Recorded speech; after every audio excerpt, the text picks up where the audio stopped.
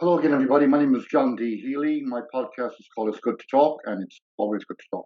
People know me because I produced this book about Stoney McGurn, and that's how it all started. You can get it on Amazon, and it's also on DVD. DVD is different, it's more a selection of stories. We gave you a sample of that last week in a previous podcast called Stoney Storytelling. Adult content, I may warn some of you. And sponsors are Liffey Movers, Liffey Van Lines, here in New York City. Lots of experience, coming up near 50 years old. When it comes to moving, let Liffey do the lifting. A couple of weeks back, maybe I did a podcast about Mother Hubbards. It was a restaurant I owned in Kildare, Moyvalley, County Kildare. I did that as a part one, and today I'm going to do part two. Just, it'll help people that if you're setting up a new restaurant, or if you like to know the background of setting up your own restaurant, building your own restaurant, as I had to do it from foundation up. Well, I think I explained in the last podcast that I purchased the site, the 1 acre site from Barry McDonald in 1990. And it was just a caravan on a 1 acre piece of land between Enfield and Kinnegad. Barry McDonald was from Australia, and he purchased the site from a lady who lived next door, and her name was Annie Kennedy. And Annie and myself became friends, as neighbours should and do. And I'll come back to Annie later on in probably part three, because her story is also an interesting story. She lived with 2 or 3 of her sisters, and I'll come back to Annie in that one. I think when I left you last time on part one, we had just put in the foundation. I think I mentioned my crew, Vincent, Tommy Joe, John McDonald, and a few more of the lads, that Jerry Linehan and Garrett Keating. And we were then digging out the foundation, pouring concrete, and I designed it in the shape of an octagon, which is an 8-sided shape, as you well know. Or if you see a stop sign, that's what a stop sign looks like. It has 8 sides. All traffic signs are in shapes like that, and they're universal all over the world. Even if you go to Qatar, a stop sign will look like an octagon. A triangle will look like yield, and a stop will be a circle. That's some information.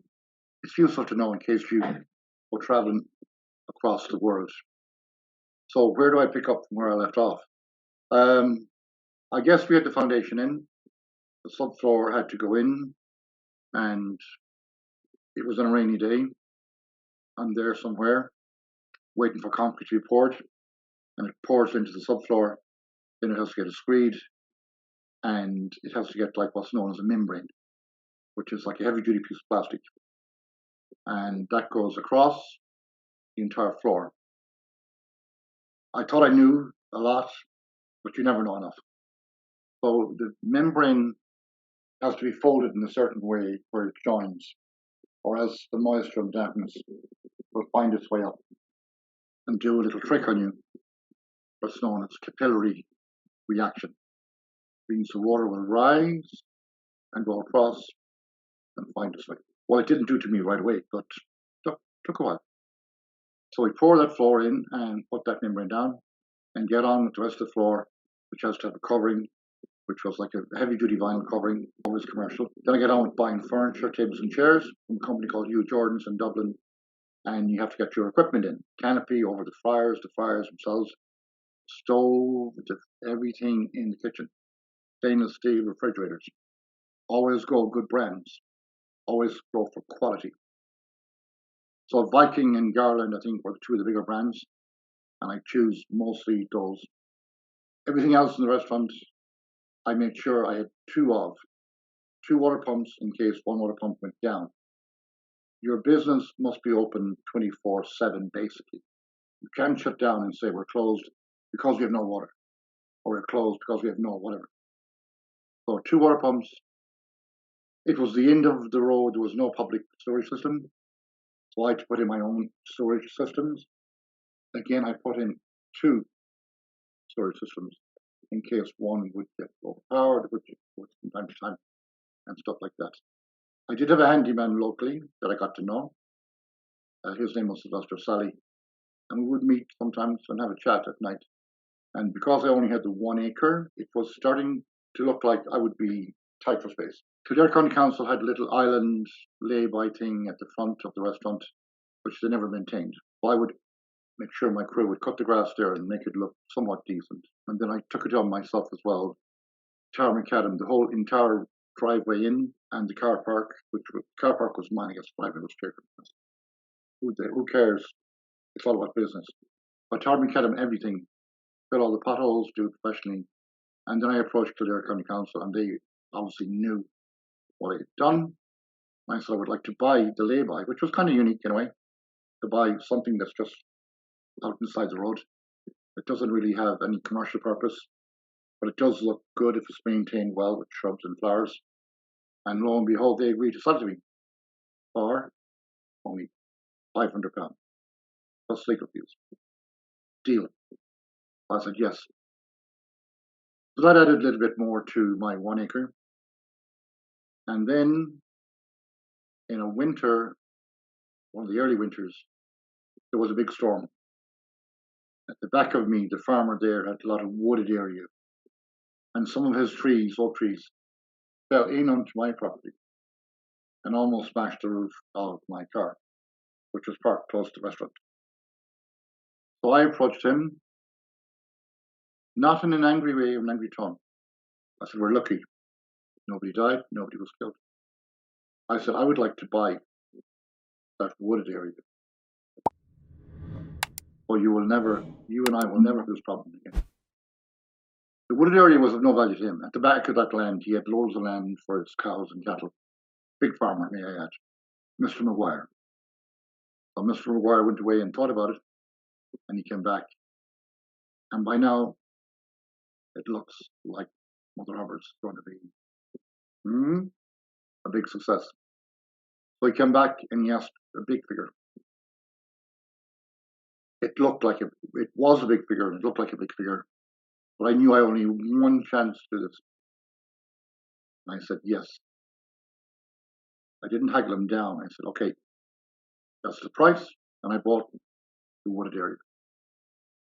When I bought that wooded area, I continued on to cut some of the trees that looked like they might fall as well. And some of them were oak, I guess they were hardwood trees. I have slight knowledge of that. I didn't know you have to have a felling license for cutting trees, something I was kind of naive about. And one Monday morning, the gentleman came out from the Department of Agriculture or Forestry or whatever. And he said, I believe you're cutting down trees. And I said, you don't have to believe, you can see it. And he says, you need a license. I said, a license? He said, yeah, you need a felling license. And he said, are you going to replace the trees? I said, yeah, I'll replace the trees. And he said, are you going to cut down more trees? I said, yeah, a few more, not too many. He said, you'll have to show me the trees you're going to cut down and mark them with a can of paint, like a spray paint or whatever. It was a Monday morning, it was raining. So we walked through the wooded area and I spray every tree I think that I might need to cut. And I spray some extra in case. And I told him I'd be planting double the amount, maybe 4 times more, to put like a hedge out the other side of the restaurant on the background to make it more attractive. And he looked over, he said, are you moving gravel from somewhere over there to somewhere over here? And I said, yeah, I am. I said, I'm moving gravel from there, which is high up, somewhere to slow down, so we don't have like flooded areas and all that. So I think there's another problem. I said, oh my God, another problem? He said, yeah. He said, I think let's get on to another department. I know, archaeology. So I said, why? He said, that has been there since the Ice Age. I said, since the Ice Age? My humor couldn't help myself. It's about time someone fucking moved it. And then that was it. I never heard back from him again. I never heard from any other department about. Go back to brighter news. So now we're getting on with the work in the restaurant. Tables and chairs are in, the equipment are in, and now it's about getting staff. So staff, in the end, I had a total of 70 people on staff. My first girl, lady, was a local from close, a few miles away. And she realized this is a new restaurant coming up. She walked in, which I admire, people do that. And she faced me and said, you're the owner? I said, yes. I want to work here. And I said, okay. She said, I'm a good worker. I said, I like that too. And her name was Mary Daly, and she became my manageress. That very first day, she looked at the windows, which were brand new, but had plaster cement. First thing I'm going to do, she said, I'm going to clean those windows. And I knew where she was coming from. This is to prove to me that she's a hard, good worker, not lazy at all. And she got cleaning those windows, and she cleaned every window in the place. And remember, octagon, a lot of windows. Good thinking there. So Mary was hired immediately, and then Trish Doyle became a chef, and other girls came from locally around, and a lot of girls came from Mayo that knew me personally from my home county in County Mayo.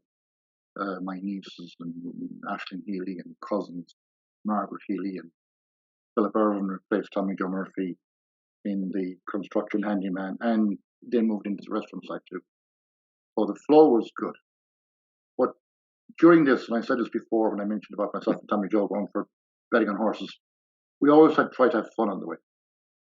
And on weekends, we might take a drive into Dublin, myself and Vincent and Tommy Joe and some of the crew, the building crew, and we go to a kind of a nightclub, hotel, ballroom thing called Barry's Hotel. And Barry's was a hotel, not the Plaza Hotel by any means, but a hotel. But it was cheap and cheerful. So if you rented a room in the hotel, you got free into the nightclub, which meant one of the other was free. And the nightclub was basically a couple hours later than the bar.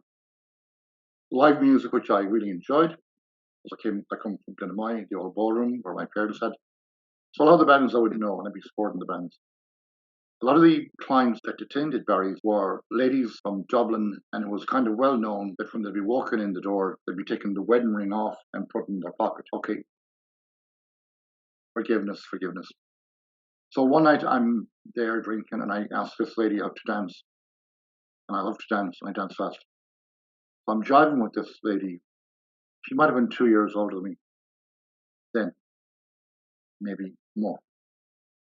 And then dance goes in sets, like 4 tunes in a set.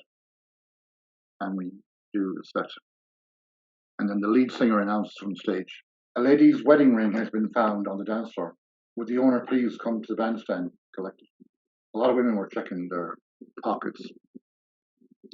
So moving on from there, that was some of the entertainment that went on back then. And I guess in the next podcast, I'll be coming more to the menu and the food and all that. Mention briefly about the menu. I had 2 butchers, one for steaks, one for sausages and so on. And I guess the other key I will give here was cash on delivery always. It was important for me that I pay cash on delivery immediately. Some staff say, oh, no, let them wait a month, let them wait 2 months. No, I don't want waiting 2 months, I don't want waiting 1 month. I want to keep my bookkeeping very simple. I pay you when you deliver. The guy that would deliver the fruit and veg got paid immediately at the door. The butcher that came from Mullingar, Mr. Bracken, he probably delivered twice a day. And every time he delivered, he got paid there and then. The same with the guy that delivers sausages in the morning, he got paid there and then. The fruit and veg guys are known to be kind of rogues because the price of fruit and veg goes up and down with the seasons. So you got to be, for me, it was better that way. I had my own garden as well, and I got a local young guy during the summer to maintain the gardener as being a gardener per se. And I'm looking for something here, which I'll explain. So the garden was a great concept because the garden got me into on television with Channel 4, Each Green, Sophie Grigson, and that went out to be a whole documentary about cooking from your local garden. I was able to get a write-up in a local paper, like this one. You can see a photograph of Mother Hubbards, and you can see the name of the article is Mother Turns Green. Well, what a headline, Mother Turns Green. So people thought, oh my God, what happened? Did someone get poisoned in the restaurant? It was the beginning of the whole grow your own green from the garden to the table. And that worked well. So from those things got me onto the Bridgestone Good Food Guide. The Good Food Guide is like the Michelin Guide. Both of those, Bridgestone is a tire company, Michelin is a tire company, and they produce good food guides all over the world actually. And if you're lucky to get a chefs of them, really and truly, chefs of the Michelin, because if you get a Michelin, that gives you a status. But either way, to get mentioned in those is brilliant. So I got mentioned in the Bridgestone Good Food Guide every year consecutively, and in a very good tone. And that led me to get a write-up in newspapers like the Sunday Tribune. This one was written by Maureen Tatlow. I hope she's still alive.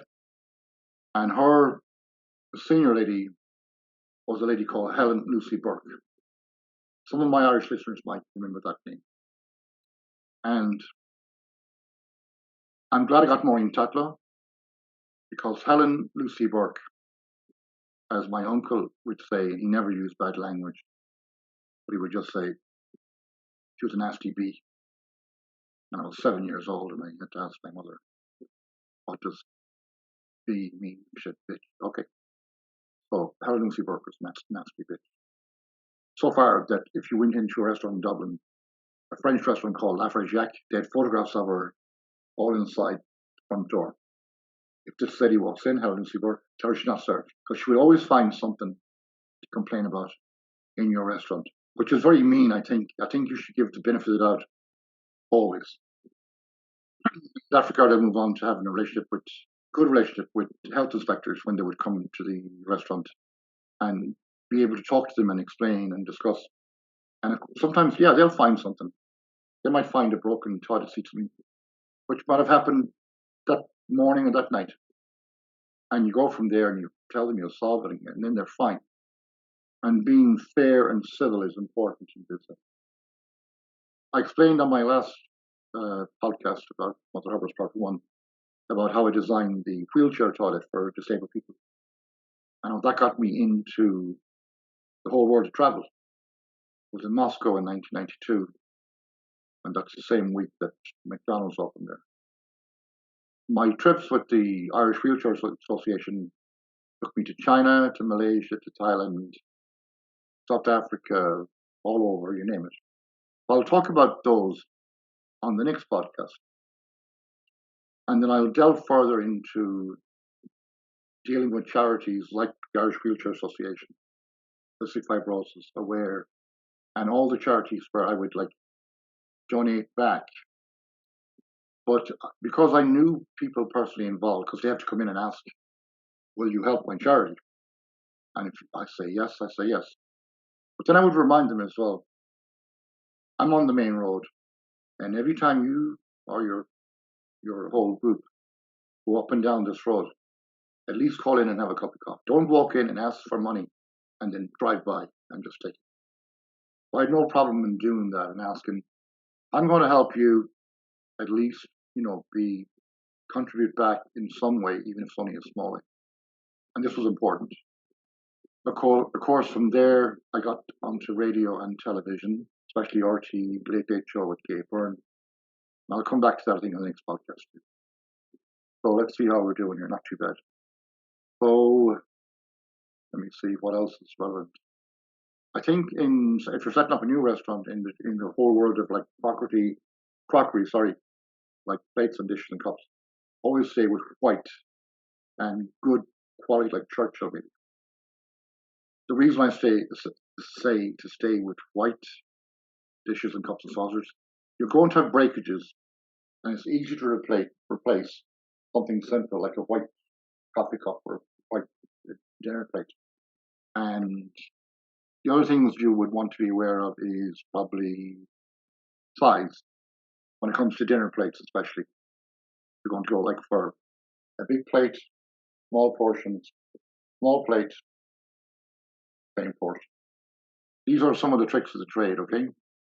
And hot food should always be served on a hot plate, or at least a warm plate. I don't mean sizzling, but definitely. And cold food, like smoked salmon or salads, should always be served on a chilled plate. Temperature.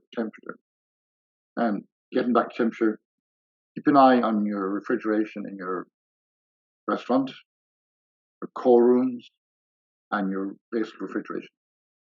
If you have high volume for lunch, your prep should be very efficient in being ahead of the game, in having, like, say if it's like a prawn cocktail or an egg mayonnaise, you can make 20 of those an hour before the lunch starts and keep them chilled in your refrigerator.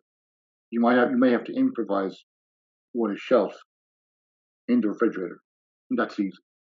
You put in a basic serving tray, prop it up with a couple of cans of food, and hold that there till the basic concept again with me was, I didn't get to these yet, but is like not fast food, fast service. I was very intent on keeping away from the whole idea of being like a McDonald's or a Burger King.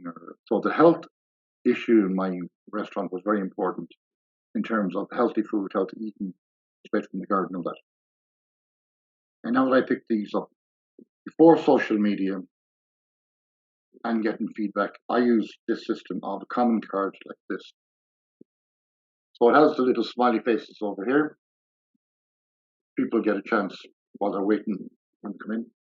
There'd be 4 of these little cards on the table and 4 pens as well. Emotional pens, similar to the pens I get from United Print Service here in New York, the print group. Tom Sanchez was on my podcast here to explain the importance of branding. So 4 pens, 4 cards. The way this worked for me was I would have some prizes here as incentives that they may win something down the road, and they always did. Those prizes were generally sponsored by hotels or restaurants miles away, either in Dublin or the west coast of Ireland, for 2 nights accommodation or whatever, something like that, or a trip to come. And people would use this site to fill out the smiley faces and then put them into a box when they paid on the way out. At the end of the night, of every single night, the staff and myself would open that box and we would read through comments. I don't know what these are because they're old colours. But this one says, very nice place, good food, I thoroughly enjoyed myself. I got to invite someone from, of course. And some people either leave a comment very good, or some people like write a story, very friendly place, very clean. But the feedback is instant and it's important. And instant is important because if you got a bad one, you need to work in it right away.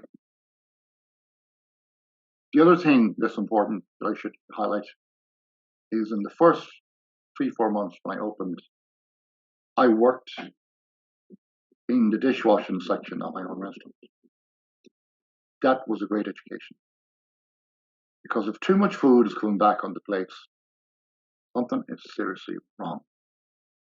If people aren't eating the food, they're not telling you something is wrong. And that's where we would then get our heads together in the kitchen, have a meeting and say, what's going wrong? So let's chat a little bit more while I'm in the kitchen now, per se. Quality in, quality out. If you're going to buy good quality French fries, per se, which you should do, I would suggest, you must buy good quality cooking oil. If you're going to go cheap on the oil, you're going to lose the quality in the French fries. The good quality cooking oil will save you in the long run. You won't need to change it as often. You won't need to filter it as often. It will last longer and it will give the food a better essence, better flavor. So you're complementing the French fries or whatever else you want to deep fry in your fryers with a good quality oil. That's very important. So quality, quality, quality. I told you earlier on that I almost had 70 staff in the end between full-time and part-time. Some of my staff came from just out of school, basically. And some maybe came from like College Road Street, which is catering college in Dublin. So I learned that the College Road Street catering college could provide me with a couple of guys that would teach on site, train my staff on site. And this was amazing. So I paid for that service at no cost to my waitresses or waiters. And the 2 gentlemen came and spent 4 days. And they taught the basics of everything, like how to set a table, how to everything you could imagine was condensed, and the staff, pardon the pun, the staff like soaked it up and understood it and grasped it. So when you did walk into Mother Hubbards, like Maureen Tatlow found out when she wrote that article, you found a sense of being professional, not sloppy. Mm-mm-mm. No time for sloppy. This article, if you want me to email it to you, I can, because she really gives a good, fair write-up, and she's tough on me too, by the way, in this article, which was a half page in the Sunday Trip. I think for now, I'll come back to you on my next podcast more about the dealing with the charities, of course, and dealing with the trips to from Jordan, Israel, Russia, South Africa, and all over, because those are quite interesting as well. And even being in Poland and having visited Auschwitz there to see the horror that the Holocaust did on so many millions of people. And if you don't believe the Holocaust existed, I would advise you to take a trip there and do that tour. Tour is free to do, and it's sad what humanity can do to each other. So for now, I'll leave you on that note today. Tune in next time to get the end of the Mother Hubbards thing. And I'll show you where I've made my face on television, programs, sample food, and how publicity works, and how you can get your advertising and your marketing out there